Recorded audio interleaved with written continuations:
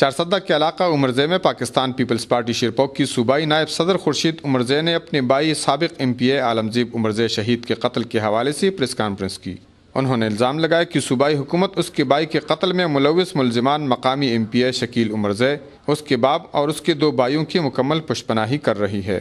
صوبائی حکومت کی سفارش اور دباؤ پر محکمہ داخلہ خیبر پختونخوا نے ملزم کے لیے ایم پی اے ہاسٹل کو جیل قرار دے کر منتقل کر دیا ہے۔ انہوں نے کہا کہ ملزم کلم کلا اپنے گھر آتا رہتا ہے، جو کہ انصاف و برابری کے تقاضوں کے خلاف ہے۔ انہوں نے کہا کہ ملزم کا جیل میں رہنے کے بعد ہائی کورٹ نے ان کی ضمانت منسوخ کر دی ہے، جبکہ سپریم کورٹ نے بھی درخواست ضمانت مسترد کر دی ہے۔ عدالت میں ملزموں کے خلاف تمام گواہوں کے بیانات قلم بند ہونے کے باوجود صوبائی حکومت مظلوم کی بجائے ظالم کا ساتھ دے رہی ہے۔ قتل میں ملوث دیگر ملزمان ظاہری طور پر مفرور ہیں، لیکن مقامی پولیس کی چپ سادھ کی وجہ سے اپنے گھر میں رہائش پذیر ہیں، جس کی وجہ سے ہمیں ایم پی اے ہاسٹل سے سنگین دھمکیاں مل رہی ہے۔ انہوں نے کہا کہ عالمزیب عمرزے شہید کے ہزاروں پرستار صوبے بھر میں احتجاجی مظاہروں اور ایم پی اے ہاسٹل کے گھیراؤ پر تلے ہوئے ہیں۔